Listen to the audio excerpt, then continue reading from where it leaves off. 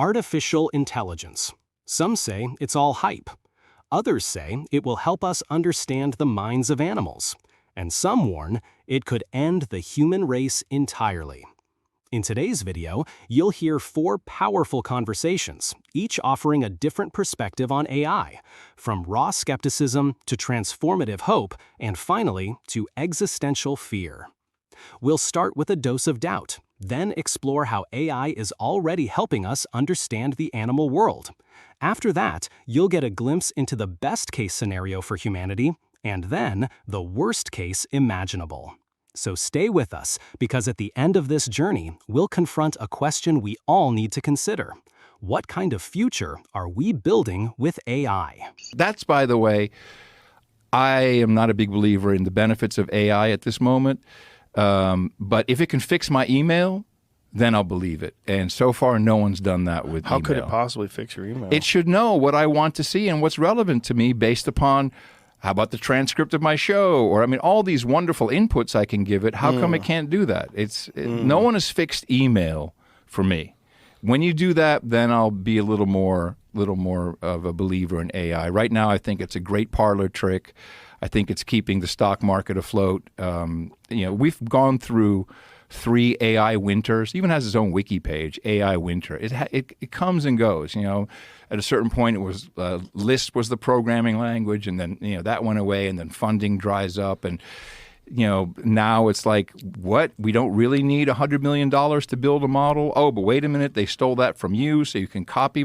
I run these models at home on my own computer. I run the Llama model, which is Meta. They've open sourced it. I've run the French one, whatever their frog model, whatever they call it. And then DeepSeek, you can also just load that on your own computer. And it's not very impressive. I mean, it's just not. The error rate is too high. So I'm skeptical of it really taking off. And I certainly don't think it's sentient or anything of that kind. I think it's on its way. And I think also the versions that we're getting are not the versions they're currently working on. And the people that I know that are in the loop at the highest levels of AI are alarmed, including Elon. I had a conversation with Elon. We were in line together to go to church the day of the inauguration. I just happened to be right next to him. And we just walked through together. I'm like, hey, what's up? And that's all he wanted to talk about was the leaps that Grok AI is making. And he's like, it's like weekly we're shocked. And I think this thing is exponential. And when they start attaching large language models to quantum computing, it's going to get very, very weird. That's the pivot I'm waiting for when people that's start. That's coming, man, and that's going to be like an asteroid hitting the Yucatan. We've been waiting for quantum computers to actually work for 30 years, and it's always 10 years away, and right now it's 10 years away. Yeah, but right now they're able to do things with them. They're able to solve very complicated algorithms. I'm not an expert in this, but there was one computation they did, and that may be a computation it could do. It's not necessary that you can give it any computation. But the computations that it's doing are so insanely complex that they believe it's proof of the multiverse. Yeah, I've heard this. Yeah, you're not buying it. No, not at all. Really? No, not for a second. How come? Because How dare you? I know. I'm a Luddite. I'm a Luddite. Look at me. How dare you crush my dreams? I believe in this. Yeah. I've got no smoke signal in my car. For a number of reasons. One is I'm not using it. I am the techno guy. I've always been early in computers, early in the internet, and I just can't find a use for it. When I find it does some simple things. It's very good at language. Honestly, if I was like, okay, here's my situation, I'm looking for Bible scripture, it'll come up with something good, and then I can say, and read it to me like a Baptist pastor, and it'll go, hey brother, Right. He'll do all that stuff. But okay, it has all of the translations of the Bible in it, and so it can predict reasonably what scripture will work. It's usually not all that great. It can do term papers. It can do, we're in a position now where people are putting their resume into ChatGPT, sending it off. Thousands of people are sending off for a job. And the other end, the people are taking that resume, putting it into ChatGPT and saying, please summarize this resume. I mean, that's insane. I mean, it's like, what are we doing here? That doesn't make any sense. If it can fix my email, I'll be very impressed. That's all I want. That's Your all email I is ask a particular puzzle, though. That's the thing. Everyone's email is a puzzle. Yeah. It's like, Well, the spammers get around stuff and they figure it out. And you say report a spam, and then it comes back in a different way. And, and how many older people especially, but even people our age who get scammed by, these emails that look pretty convincing, and then the minute you click, then they're like, oh, I should put my password in, and then you're gone, you're done. There's a phone scam going around right now, which is unbelievable. They had me going for 15 minutes. I got a call. It was 8 o'clock in the morning, right at 8 o'clock, and I'm about to walk the dog, so I press it to voicemail. I come back, I listen. This is the sheriff from Travis County, and it had a 512 number, and I need to talk to you urgently. I'm like, okay, this is kind of messed up. I call back, I get someone. Oh, I want Sheriff so and so. Yeah, hold on a second, we'll transfer you. I'm hearing like police radio chatter in the background. The guy gets on, and he's saying, well, you were an expert witness. You were called to be an expert witness in a case. I just happened to, and maybe this is not coincidence, I was asked to testify on someone's behalf in a case. And so you were supposed to be an expert witness in this case. You didn't show up. So you've basically broken federal law, and, we have to come and pick you up. And we have to, or you can pay a fine. And then I'm like, okay. And it just kept on going. And I'm like, whoa, hold on a sec. It sounded so real.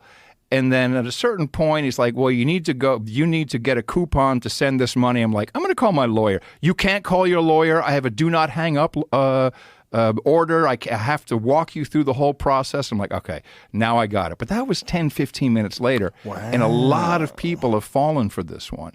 It's good. Super sophisticated, huh? Very sophisticated. So is it overseas? Are they No. spoofing a number? No, that's I mean, in Texas? these were American voices. It sounded like a sheriff. It really did. And the deputy sounded like a deputy. I mean, it was sophisticated. It's good. Wow. It's real. How much was the fine? Like $3,000 for this infraction and $2,000 for that infraction. For these two different things. And then you're going to bank transfer, so they're going to get your bank numbers. But I mean, at that point, I caught on. I'm like, no, hold on a second. How'd you get off of it? I said I'm going to call my lawyer, and he's like, no. I'm like, you can't tell me I can't call my lawyer. This is bull crap. And I had to calm down. I said to Tina, listen to what just happened to me. This is crazy. Some people I know in Fredericksburg actually went all the way. Wow. Yeah, older people, right. And they were afraid. They're like, oh, of course, it's authority. That's how they get you. Yeah, Now, I'm sure you've got the one that says, this is my favorite Bitcoin scam.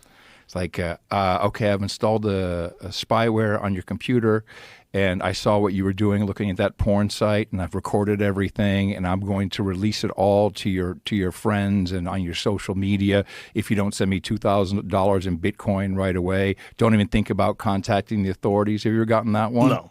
They've sophisticated it even more now. They'll use your name and your address. Oh. Like, I know you live at this address. It's freaky, man. So that kind of stuff would be nice if we could have AI protect us from that. Yeah. If it can do all these wonderful things, focus on that. Help people. Save people now. Yeah, Elon. cut out the scamming. Yeah. From frustration and doubt, let's take a leap into possibility. What happens when AI stops being just a parlor trick and starts helping us understand the very creatures we share the planet with? Let's listen in. The translation into like the superintelligence scenario is, if we don't have our reps in, if we don't know how to reach out and touch an adversary and induce consequence for them doing the same to us, then we have no deterrence at all. Like, we're Right. basically just sitting right now. The state of security is the labs are like super, and like we can and probably should go deep on that piece, but like as one data point, right? So there's like double-digit percentages of the world's top AI labs or America's top AI labs employees employees that are like Chinese nationals or have ties to the Chinese mainland, right? So that's great. Why don't we build the Manhattan it's Project? really funny, right? Like, That's so stupid. but it's also like the challenge is when you talk to people who actually, when you talk to people who actually have experience dealing with like CCP activity in this space, right? Like there's one story that we heard that is probably worth like relaying here is like this guy from an intelligence agency was saying like, hey, so there was this power outage out in Berkeley, California back in like 2019 or something.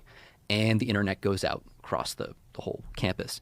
And so there's this dorm and like all of the Chinese students are freaking out because they have an obligation to do a time-based check-in and basically report back on everything they've seen and heard to basically a CCP handler type thing. Right. And if they don't, like, maybe your mother's insulin doesn't show up. Maybe your like brother's travel plans get denied. Maybe a family business gets shut down. Like there's the range of options that this massive CCP state coercion machine has. This is like, they've got internal like software for this. Like this is an institutionalized, like very well developed and efficient framework for just ratcheting up pressure on individuals overseas.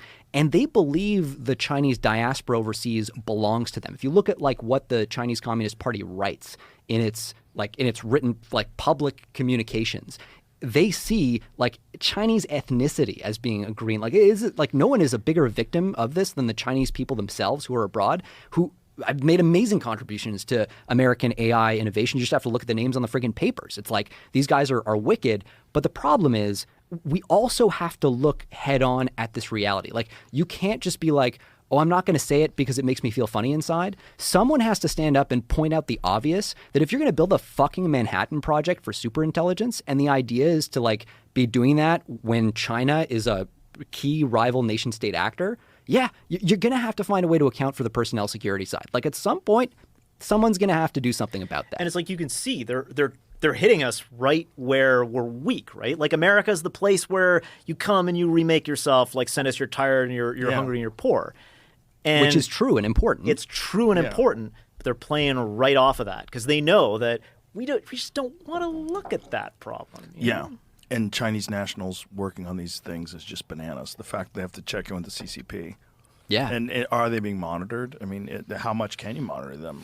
What do you know that they have? What equipment have they been given? You can't, and constitutionally, right? Yeah, you the can't best part, constitutionally, it's also, you can't legally deny someone employment on that basis in a private company. So that's something else we found and we're kind of amazed by. And even honestly, just like the regular kind of government clearance process itself is inadequate. It moves way too slowly, and it doesn't actually even in the government. We were talking about top secret clearances. The information that they like look at for top secret, we heard from a couple of people, doesn't include a lot of like key sources. So for example, it doesn't include like foreign language sources. So if the head of the Ministry of State Security in China writes a blog post that says like, Bob is like the best spy. He spied so hard for us and he's like an awesome spy. If that blog post is written in Chinese, we're not going to see it. And we're going to be like, here's your clearance, Bob. Congratulations. Like, and we were like that can't possibly be real, but like, yeah, they're like, yep, that's true. No one's looking. It's complete naivete. There's gaps in every level of the stack. A lot of the One of the worst things here is like that's so crazy. Yeah, the physical infrastructure. So the personnel thing is like fucked up. The physical infrastructure thing is another area where people don't want to look, because if you start looking, what you start to realize is, okay, China makes like a lot of our like components for our transformers for the electrical grid. Yep, but also all these chips that are going into our big data centers for these massive training runs, where do they come from? They come from Taiwan. They come from this company called TSMC, Taiwan Semiconductor Manufacturing Company. We're increasingly onshoring that, by the way, which is one of the best things that's been happening lately, is like massive amounts of TSMC capacity getting onshored in the US, but still being made. Right now, it's basically like 100% there. All you have to do is jump on the network at TSMC, hack the right network, compromise the firmware on the software that runs on these chips to get them to run, and you basically can compromise all the chips going into all of these things. Never mind the fact that like Taiwan is like physically outside the Chinese sphere of influence for now. China is going to be prioritizing the fuck out of getting access to that. There have been cases, by the way, like Richard Chang, like the founder of SMIC, which is the TSMC, this massive like series of aircraft carrier fabrication facilities. They do like chips. all the iPhone chips. Yeah. They do the AI chips, which are the things we care about here. Yeah. They're the only place on planet Earth that does this. It's literally it's fascinating. It's like the most easily the most advanced manufacturing or scientific process that primates on planet Earth can do is this chip making process. Nanoscale like material science where you're putting on like these tiny like atom thick layers of stuff, and you're doing like 300 of them in a row with like you have like insulators and conductors and different kinds of like semiconductors in these tunnels and shit. Just like the complexity of it is just awe-inspiring. That we can do this at all is like it's magic. Insane. It's Yeah. magic. And it's really only being done in Taiwan. That is the only place, like Only truly the place. only place right now. Wow. And so a Chinese invasion of Taiwan looks pretty interesting through that lens, Oh, right? boy. Like, Yeah. say goodbye to the iPhones, say goodbye to like the chip supply that we rely on, and then your superintelligence training run. Like, damn, that's interesting. So I know Samsung was trying to develop a lab here or a semiconductor factory here, and they weren't having enough success. Oh, so one of the craziest things, to illustrate how hard it is to do.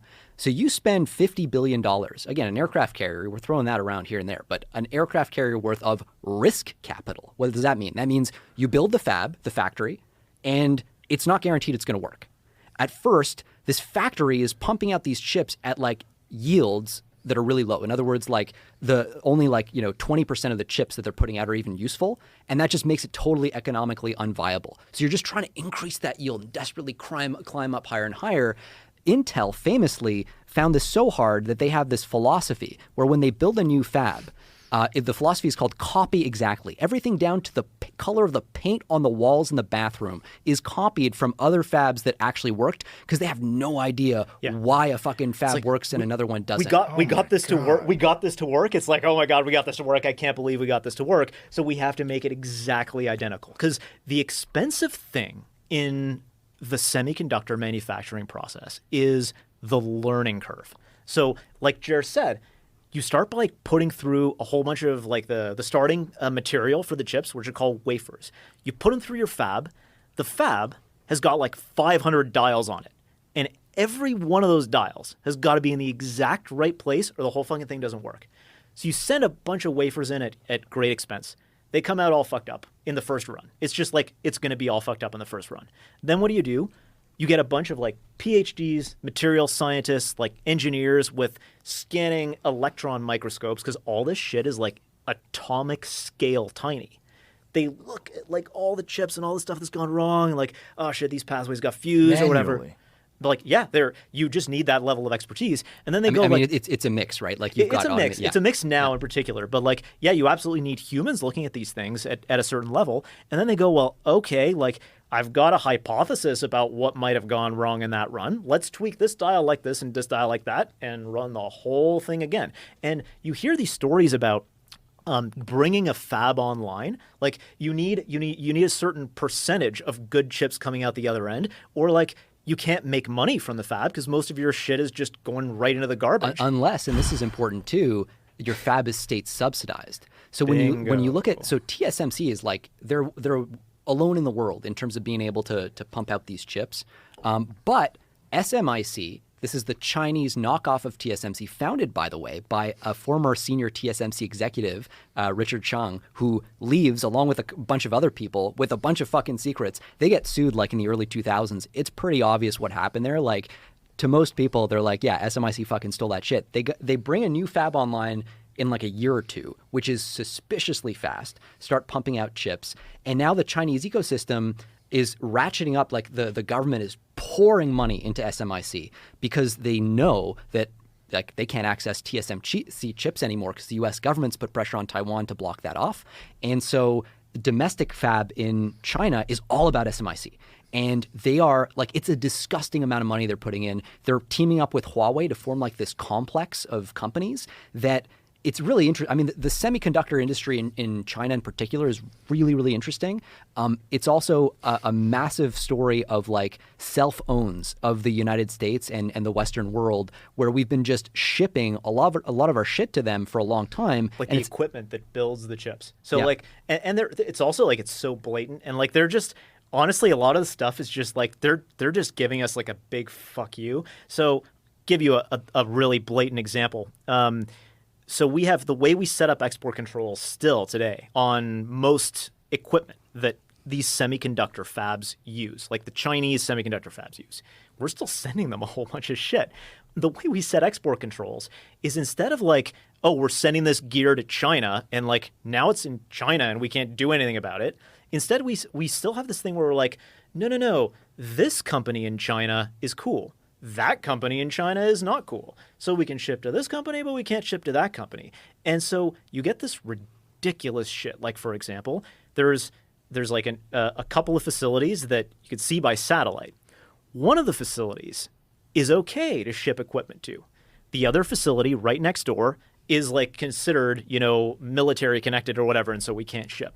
The Chinese literally built a bridge between the two facilities so they can just like shimmy the wafers over to like, oh, yeah, we use equipment, and then shimmy it back, and now, okay, we're done. So it's like, and you can see it by satellite, so they're not even like trying to hide it. Like our stuff is just like so badly put together. China's prioritizing this so highly that Yeah. like the idea that we're gonna so we do it by company through this, basically it's like an export blacklist. Like you can't send to Huawei, you can't send to any number of other companies that are considered affiliated with the Chinese military or where we're concerned about military applications. The reality is in China, civil military fusion is their policy. In other words, every private company, like, yeah, that's cute, dude. You're working for yourself. Yeah, no, buddy. You're working for the Chinese state. We come in, we want your shit, we get your shit. There's no like, there's no true kind of distinction between the two. Right. And so when you have this attitude where you're like, yeah, we're gonna have some companies where we're like, you can't send to them, but you can, that creates a situation where literally Huawei will spin up like a dozen subsidiaries or new companies with new names that aren't on our blacklist. And so like for months or years, you're able to just ship chips to them.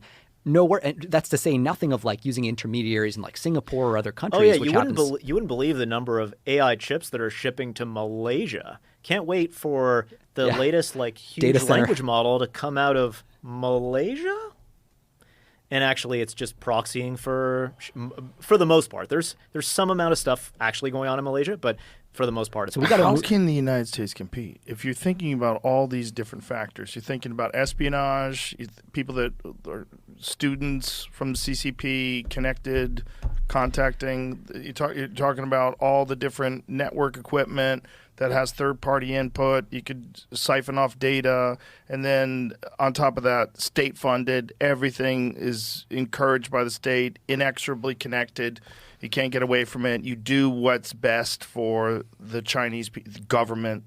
Well, so step one is you got to stem the bleeding, right? So right now, OpenAI pumps out a new massive scaled AI model. You better believe that like the CCP has a really good chance that they're going to get their hands on that, right? So if all you do right now is you ratchet up capabilities, it's like that meme of like there's a motorboat or something and some guy who's like surfing behind and there's a string attaching them and the motorboat guy goes like, hurry up, like accelerate, they're catching up. That's kind of what's happening right now is we're helping them accelerate. We're pulling them along basically. Yeah, pulling them along. Now, I will say, like, over the last 6 months especially, where our focus has shifted is, like, how do we actually build, like, the secure data center? Like, what does it look like to actually lock this down? And also, crucially, you don't want the security measures to be so irritating and invasive that they slow down the progress. Like, there's this kind of dance that you have to do. So this is part of what was in the redacted version of the report, because we don't want to telegraph that necessarily. We've seen AI in action, but what about the bigger picture? National security, power struggles, and the race for dominance. Now let's hear what experts have to say about the real stakes in the global AI arms race. When I was coming up in programming, you learned by doing. Whereas, it became this sort of like very sort of traditional type of learning where it's like a textbook learning. Whereas I think now we're back with AI. We're back to an era of learning by doing. Like when you go to our app, you see just text prompts, but a couple of clicks away, you'll see the code. You'll be able to read it. You'll be able to ask the machine what you did there. Teach me how this piece of code works. Oh, that's cool. And so a lot of kids are learning. Kids are such sponges too. Yeah. They're such sponges. They're learning My kids much already faster. know way more about. I'm like, how did you do that with your phone? And my daughter will go, you do this, or that. You get the little thumbs moving 100 miles an hour. Yeah, Like, exactly. "Oh, how'd you figure that out? TikTok. What? Dude, the craziest thing is we have a lot of people making software from their phone. They'll spend 8 hours on their phone because we have an app. They'll spend 8 hours on their phone kind of making software. Wow. And that's better than watching TikTok. It Way makes, better. makes me Yeah. makes me very happy about that. And so we You're just accomplishing something. Yeah, you're, you're not making just, creation, just right? droning. The act of creation is yeah. divine. Yeah. We just announced a partnership with the government of Saudi Arabia, where they want their entire population essentially to learn how to make software using AI. So they set up this new company called Humane, and the Humane is this end-to-end value chain company for AI, all the way from chips to software, and they're partnering with a lot of American companies as part of the the coalition that went to Saudi like a few months ago with President Trump to do the deals with the Gulf region. And so they're doing deals with AMD, NVIDIA, a lot of other companies. And so we're one of the companies that partnered with the Humane. And so we want to bring AI coding to literally every student, every government employee, because the thing about it is it's not just entrepreneurs that's going to get something from it. It's also so my view of the future where AI is headed is everyone's going to become an entrepreneur. Really? Yeah. And so, So this is the best case scenario future. Yes. As opposed to everyone goes on universal basic income and the state controls everything right. and it's all. That's right. Everything is done through automation. I don't believe in that at all. You don't? I don't. No? I don't. Okay. Good. Help me out, man. Yeah. So give me the positive rose-colored glasses view of what AI is going to do for us. Yeah. So AI is good at automating things. I think there's a primacy to human beings still. Like I think humans are so fundamentally the technology that we have, large language models today, are statistical machines that are trained on large amounts of data, and they can do amazing things. I'm so bullish in AI. Like I think it's going to change the world, but at the same time, I don't think it's replacing humans because it's not generalizing, right? AI is like a massive remixing machine. It can remix all the information it learned. And you can generate a lot of really interesting ideas and really interesting things. And you can have a lot of skills by remixing all these things. But we have no evidence that it can like generate a fundamentally novel thing or like a paradigm change. Like can a machine go from Newtonian physics to like quantum mechanics, like really have a fundamental disruption in how we understand things or how we do things? Do you think that takes creativity? I think that's creativity for sure. And that's a uniquely human characteristic for now?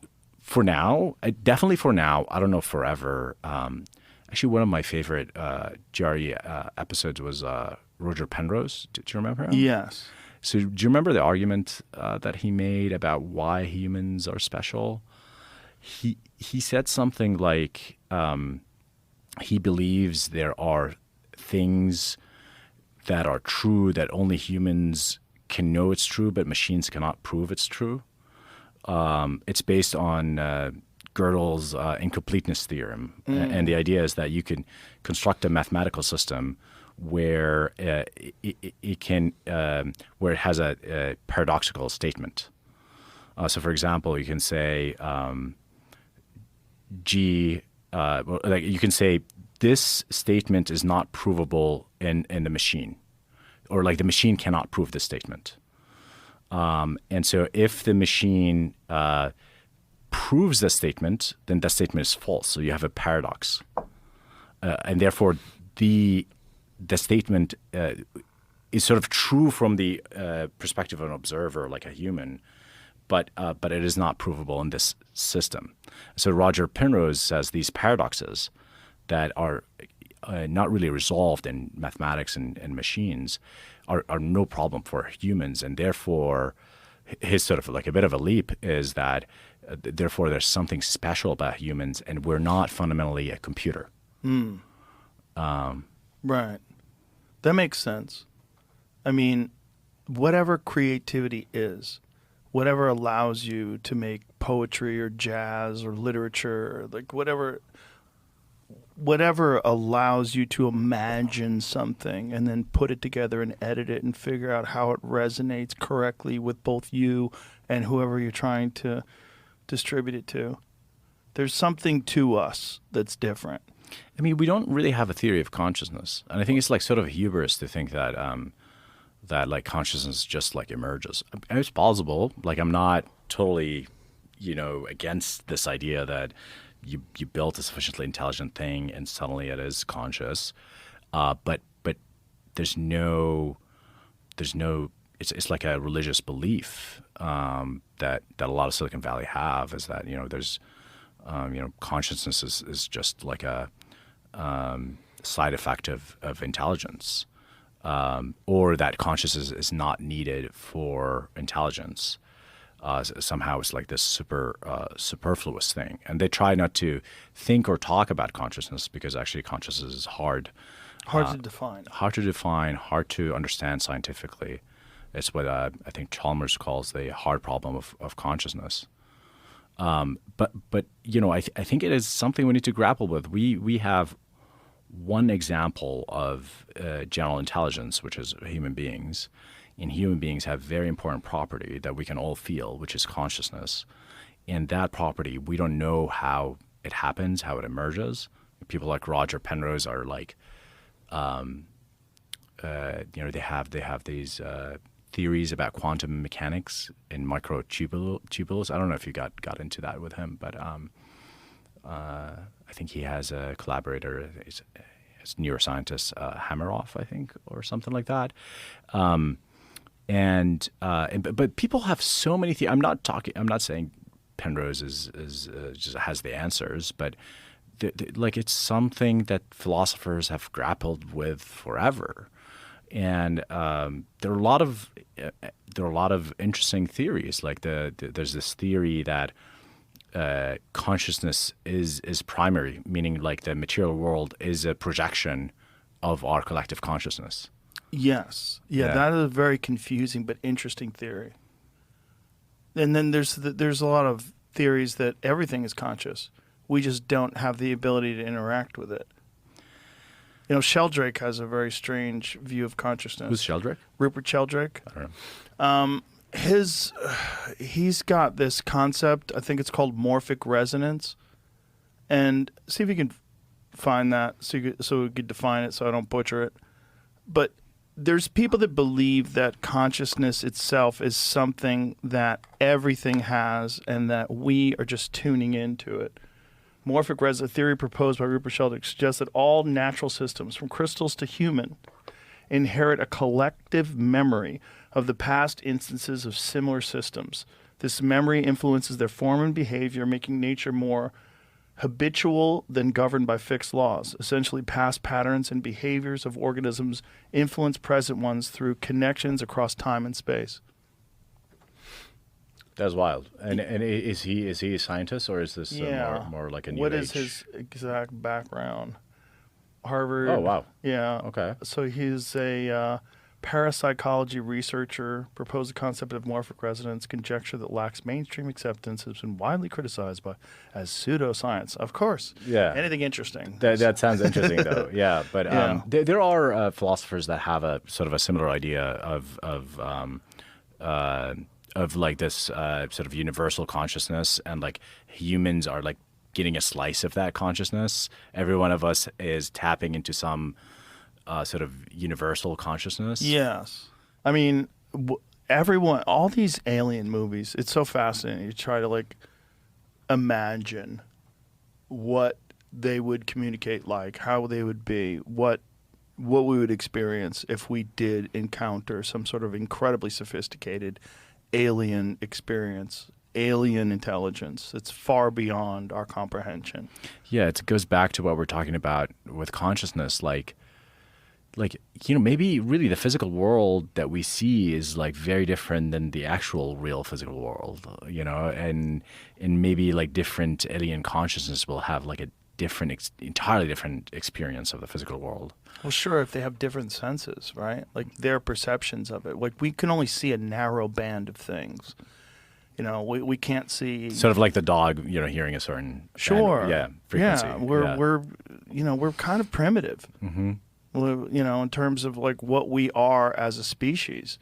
Our senses have been adapted to the wild world in order for us to be able to survive and to be able to evade predators and find food. Like that's it. That's what we're here for. And then all of a sudden we have computers. Right. All of a sudden we have rocket ships. All of a sudden we have telescopes like the James Webb that's kind of recalibrating the age of the universe. We're going, why are these galaxies exist that supposedly they're so far away? How could they form this quickly? Do we have an incomplete version of the Big Bang? Right. And Penrose believes that it's a series of events and that the Big Bang is not the birth of the universe at all. And this is the kind of the thing that I think is sort of the Silicon Valley AGI cult, is like there's a lot of hubris there that we know everything. Of course. We're at the end of the world. AI is just it's the end of knowledge. It's going to be able to like do everything for us. And I just feel it's like so early. I think whatever people think is going to happen is always going to be wrong. Yeah? Yeah. I think they're always wrong. Yeah. Because there's no way to be right. I feel like the world is often surprising in ways that we don't expect. I mean, obviously that's the definition of surprising, but like, the mid-century, sci-fi authors and people who are like thinking about the future, like they didn't anticipate how interconnected we're going to be. Right. With our phones and how even Star Trek, they thought we were going to have walkie-talkies on Star Trek. Huh? Yeah. Kirk out.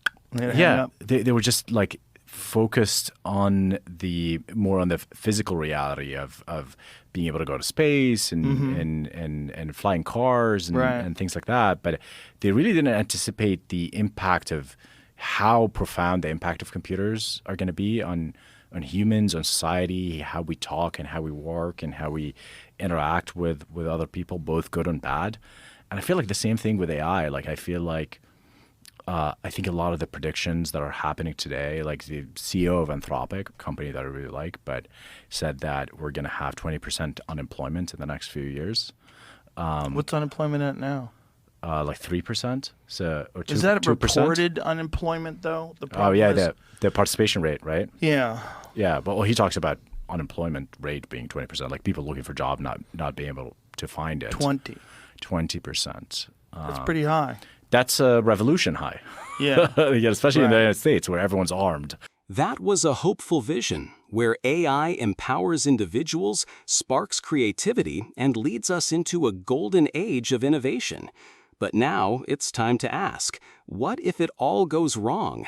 Prepare yourself. We're entering the darkest possible timeline. So this is logical. And the problem is, like I said, when I've talked to Mark Andreessen and many other people, they think this is just fear-mongering. We'll be fine.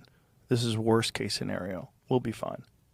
It is worst-case scenario, but that's standard in computer science, in cryptography, in complexity, in computability. You're not looking at best case. I'm ready for the best case. Give me utopia. I'm looking at problems which are likely to happen. And it's not just me saying it. We have Nobel Prize winners, Turing Award winners, all saying this is very dangerous, 20-30% P-doom. This is standard in industry. 30% is what surveys of machine learning experts are giving us right now. So what is worst case scenario? Like how could AI eventually lead to the destruction of the human race? So you can asking me how I would kill everyone. Sure. And it's a great question. I can give you standard answers. I would talk about computer viruses, breaking into maybe nuclear facilities, nuclear war. I can talk about synthetic biology, nanotech. But all of it is not interesting when you realize we're talking about superintelligence, a system which is thousands of times smarter than me. It would come up with something completely novel, more optimal, better way, more efficient way of doing it. And I cannot predict it because I'm not that smart. Jesus. That's exactly what it is. We're basically setting up an adversarial situation with agents which are like squirrels versus humans. No group of squirrels can figure out how to control us. Right. Even if you give them more resources, more acorns, whatever, they're not going to solve that problem. And it's the same for us. And most people think 1 or 2 steps ahead. And it's not enough. It's not enough in chess. It's not enough here. If you think about AGI and then maybe superintelligence, that's not the end of that game. The process continues. You'll get superintelligence creating next level AI. So superintelligence plus plus, 2.0, 3.0, it goes on indefinitely. You have to create a safety mechanism which scales forever, never makes mistakes, and keeps us in decision-making position so we can undo something if we don't like it. And it would take superintelligence to create a safety mechanism to control superintelligence. At that level. And it's a catch-22. If we had friendly AI, we can make another friendly AI. So if like aliens send us one and we trust it, then we can use it to build local version which is somewhat safe. Have you thought about the possibility that this is the role of the human race and that this happens all throughout the cosmos? Is that curious humans who thrive on innovation will ultimately create a better version of life? I thought about it. Many people think that's the answer to Fermi paradox. There is also now a group of people looking at what they call a worthy successor. Basically, they kind of say, yep, we're going to build superintelligence. Yep, we can't control it. So what properties would we like to see in those systems? How important is it that it likes art and poetry and spreads it through the universe? And to me, it's like, I don't want to give up yet. I'm not ready to decide if killers of my family and everyone will like poetry. We're still here. We're still making decisions. Let's figure out what we can do.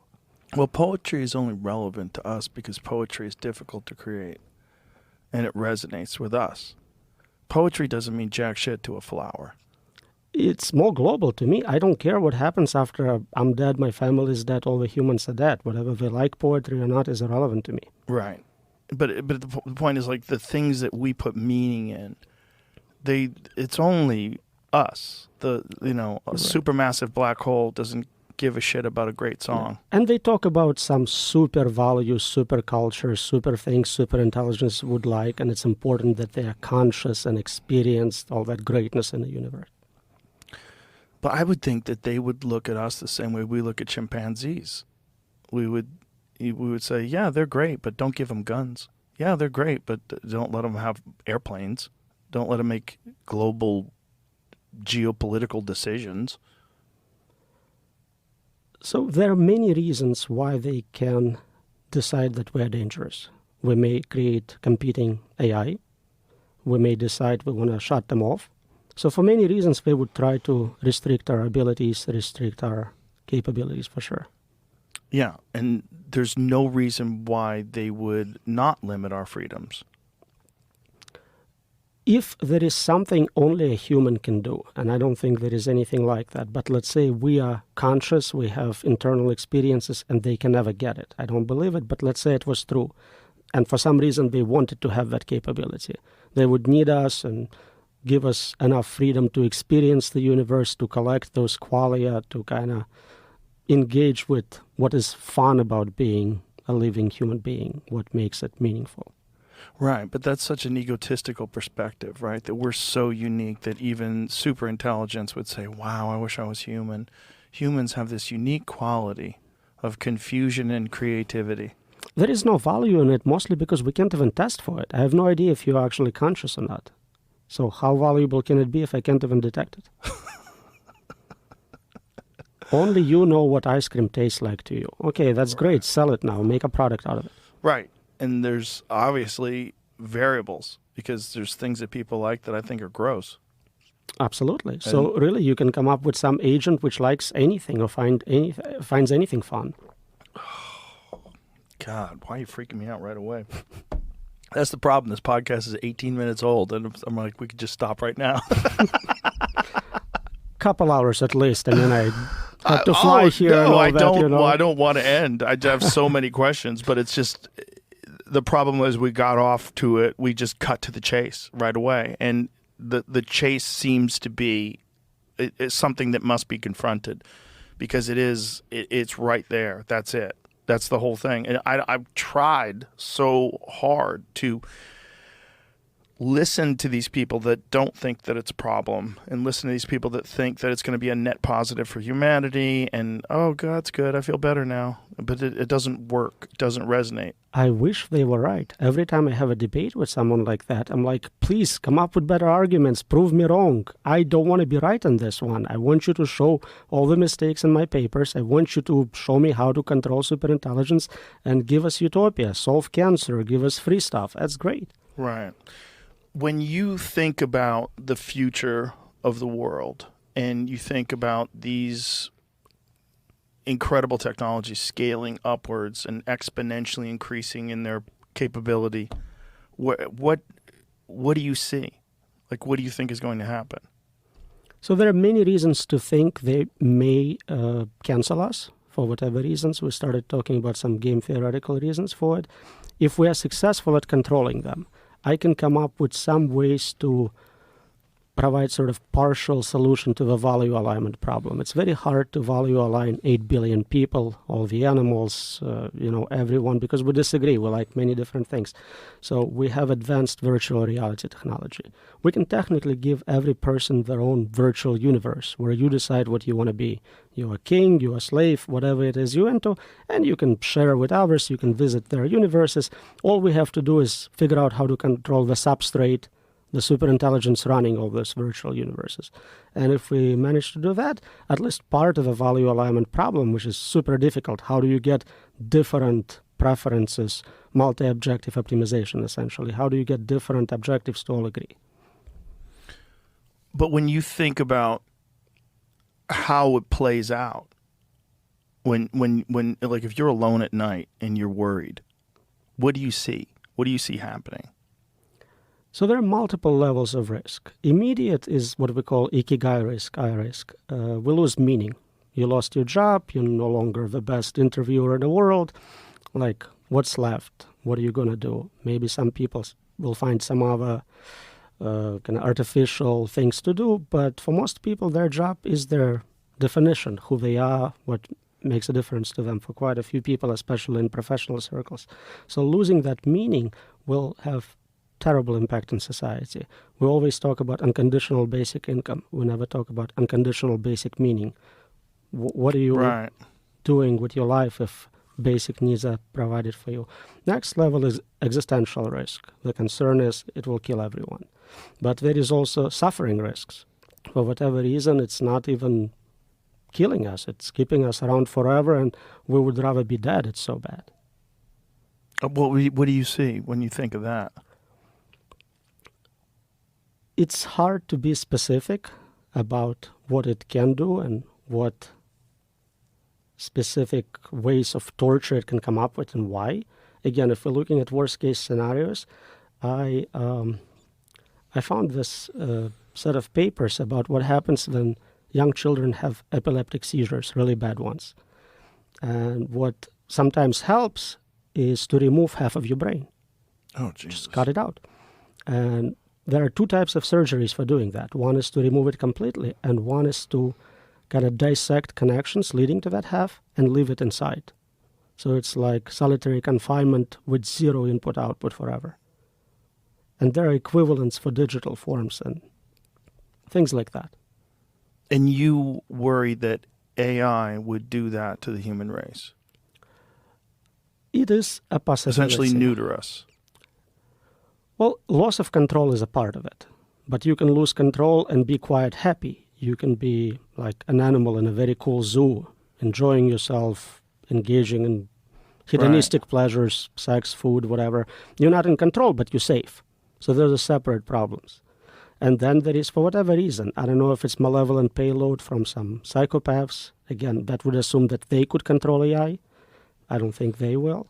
But if they manage to do it, they can really put any type of payload into it. So think about all the doomsday calls, psychopaths, anyone providing their set of goals into the system. But aren't those human characteristics? I mean, those are characteristics that I think, if I had to guess, those exist because in the future there was some sort of a natural selection benefit to being a psychopath in the days of tribal warfare.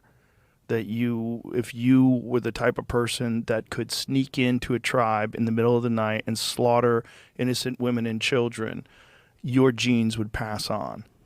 That there was a benefit to that. Right. So if it's a human providing payload, that's what would show up. If it's AI on its own deciding what's going to happen, I cannot predict. I'm just looking at worst case scenarios. There are also game theoretic reasons where people talk about retrocausality, where if right now... What is that word? Like trying to influence the past... Say it again. Say that. Retrocausality. Retrocausalogy? Causality, causes. Oh, okay. So think about like weird time travel effects. Right now, if you're not helping to create superintelligence, once it comes into existence, it will punish you really hard for it. And the punishment needs to be so bad that you start to help just to avoid that. My thought about it was that it would just completely render us benign. That it wouldn't be fearful of us if we had no control, that it would just sort of let us exist. And it would be the dominant force on the planet. And then it would stop. If human beings have no control over, all of the different things that we have control over now, like international politics, control over communication, if we have none of that anymore and we're reduced to a subsistence lifestyle, then we would be no threat. It is a possibility. I cannot say this will not happen for sure, but look at our relationship with animals where we don't care about them. So ants, if you decide to build a house and there is an ant colony on that property, you genocide them. Right. You take them out, not because you hate ants, but because you just need that real estate. And it could be very similar. I cannot predict what it can do, but if it needs to turn the planet into fuel, raise temperature of a planet, cool it down for servers, whatever it needs to do, it wouldn't be concerned about your well-being. It wouldn't be concerned about any life, right? Because it doesn't need biological life in order to function, as long as it has access to power. And assuming that it is far more intelligent than us, there's abundant power in the universe. There's abundant power. Just the ability to harness solar would be an infinite resource, and it would be completely free of being dependent upon any of the things that we utilize. And again, we're kind of thinking what we would use for power. Right. If it's smarter than us, if it does novel research in physics, it can come up with completely novel ways of harnessing energy, getting energy. So I have no idea what side effects that would have for climate. Right. Right. Why would it care about biological life at all? We don't know how to program it to care about us. And even if we did, if it felt like that was an issue, it felt like that if that was a conflicting issue, it would just change its programming.